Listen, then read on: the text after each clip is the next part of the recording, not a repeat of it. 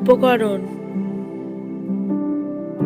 গোলাপ জামুন মিষ্টি। আপনারা ভিডিওটা দেখতে থাকুন। আমি এখানে গোলাপ জামুন মিষ্টির জন্য নিয়েছি 500 গ্রাম দুধ। দুধটাকে একটু ফুটিয়ে নেব। দেখো দুধটা ভালোভাবে ফুটে গিয়েছে। এবারে এটাকে আমি নামিয়ে নেব। এটাকে একটা পাত্রে ঢেলে নিচ্ছি। এবার গোলাপ জামুনের জন্য আমি পুরটা তৈরি করব। এখানে দিয়ে দিচ্ছি হাফ চামচের মতো ঘি। ঘিটা ভালোভাবে গরম হয়ে গিয়েছে। এবারে এতে দিয়ে দেব 1 প্যাকেট। এখানে আমি সুজি নিয়েছি, এই সুজিটাকে দিয়ে দেব।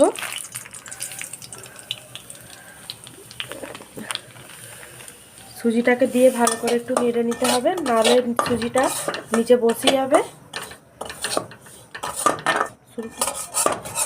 দেখো এটা আমার ভালোভাবে নাড়া হয়ে গিয়েছে। এবার এতে আমি অল্প অল্প দুধ দেবো। এই দুধটাকে আমি ফুটিয়ে নিয়েছিলাম। এবার অল্প অল্প করে দুধ দিয়ে দেবো, দিয়ে ভালোভাবে নাড়তে হবে। একেবারেই সব দুধ দিয়ে দেব না, তাহলে এটা হয়তো নরম হয়ে যেতে পারে। অল্প অল্প দুধ দিয়ে নাড়ব।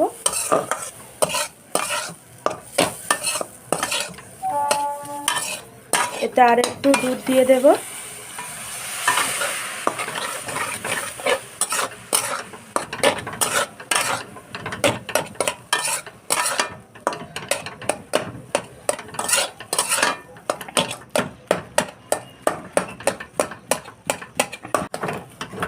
দেখো আমার এইটা এইভাবে হয়ে গিয়েছে। আমি কিন্তু সবটাই দুধ দিয়ে দিয়েছি। এর উপরে আমি আরও 1 চামচ ঘি এতে অ্যাড করব।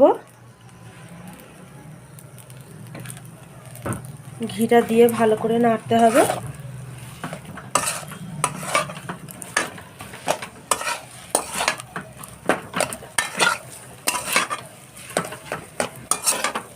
দেখো আমার এটা পুরো রেডি হয়ে গিয়েছে। এবার এটাকে আমি নামিয়ে নেব।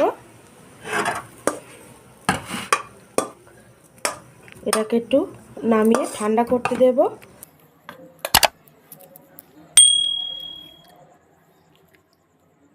কড়াটা বসিয়ে দিয়েছি। এবার এতে আমি 200 গ্রাম চিনি দিয়ে দেব।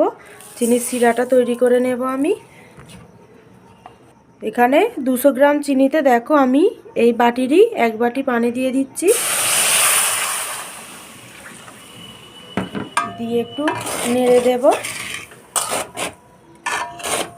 এখানে আমি 4টে এলাচ নিয়েছি। এলাচের মুখগুলোকে ফাটিয়ে দিয়ে দেব।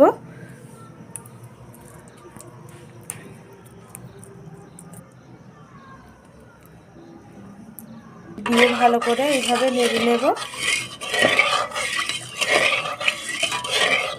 হয়ে গিয়েছে। এবারে এটাকে আমি নামিয়ে নেব। এটা কিন্তু খুব বেশি করিনি, আমি নামিয়ে নিচ্ছি। দেখো এটা আমার এইভাবে মাখা হয়ে গিয়েছে।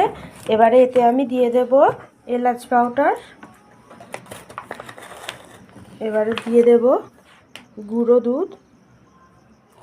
এটাকে আমি 2 চামচের মতো দিয়ে দেব। এটা দেওয়ার জন্য মানে এটা স্বাদটা ভালো হয়। দিয়ে একটু ভালো করে মেখে নেব। এখানে আমি একদম অল্প পরিমাণের বেকিং সোডা নিয়েছি, দিয়ে দেব। এবারে এটাকে আমি ভালো করে মেখে নেব।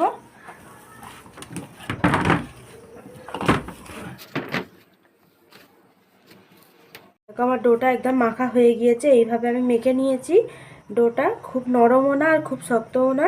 এবার আমি মিষ্টির জন্য গোলাপে কেটে নেব। আমি এটা একটু ছোট ছোট সাইজেরই করব। দেখো এইভাবে গোল্লা পাকিয়ে নিচ্ছি আমি। দেখো এইভাবে গোল করে নিয়েছি। এইভাবে আমি সবগুলো গোল করে নেব।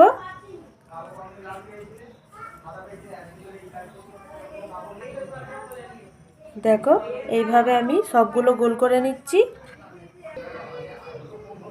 দেখো এইভাবে আমি সব একটা একটা করে গোল করে নেব।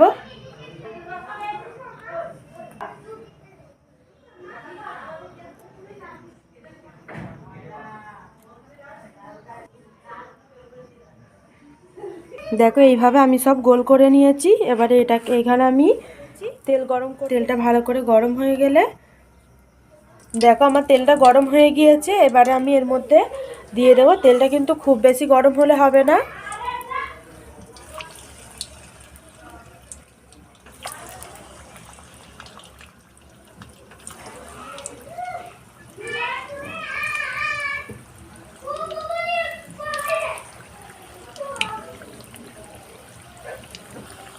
দেখো দিয়েই কিন্তু সঙ্গে সঙ্গে নাড়লে হবে না, একটু পরে নাড়তে হবে।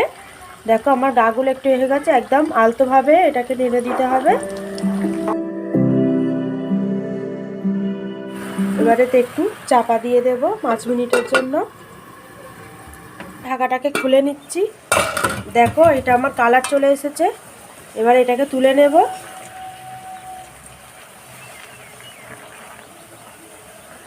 দেখো এটাকে তুলে নিচ্ছি।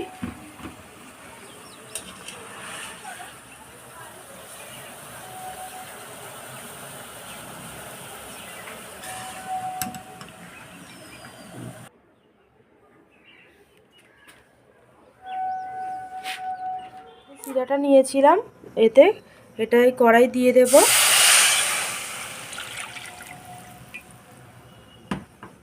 দিয়ে একটু এইভাবে নেড়ে দেব। এটা একটু হালকা গরম হয়ে গেলে এর মধ্যে দিয়ে দেব মিষ্টিগুলো, একটু হালকা গরম হোক। এবারে এতে মিষ্টিগুলো আমি কিন্তু ঠান্ডা করে তবে রসে দিচ্ছি। একটা একটা করে দিয়ে দেব।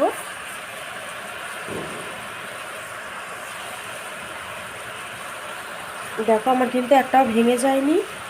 দেখো এটা কিন্তু একদম হালকা হালকা করে নাড়তে হবে, নাহলে কিন্তু ভেঙে যাবে। দেখো আমার কিন্তু একটাও ভাঙেনি। এইভাবে একটু নেড়ে দেব আস্তে আস্তে।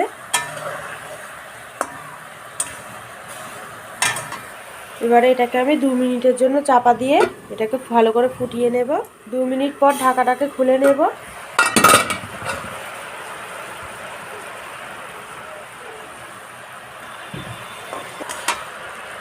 দেখো মিষ্টিগুলো আমার ফুলে কত বড় বড় হয়ে গিয়েছে।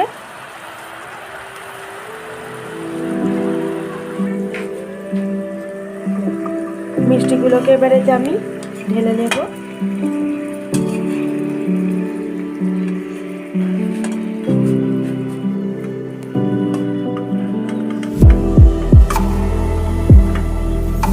দেখো বুঝতেই পারছো আমার মিষ্টিটা কতটা সুন্দর হয়েছে দেখতে। আর ভিডিওটা ভালো লাগলে লাইক, কমেন্ট আর সাবস্ক্রাইব করে দেবেন আমাদের পাশে থাকার জন্য।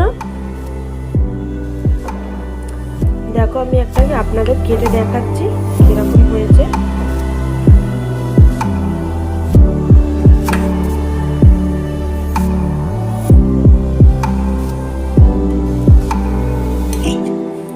দেখো কতটা সফট হয়ে গিয়েছে, দেখতেই পাচ্ছ ভিতরে একদম হয়ে নেই।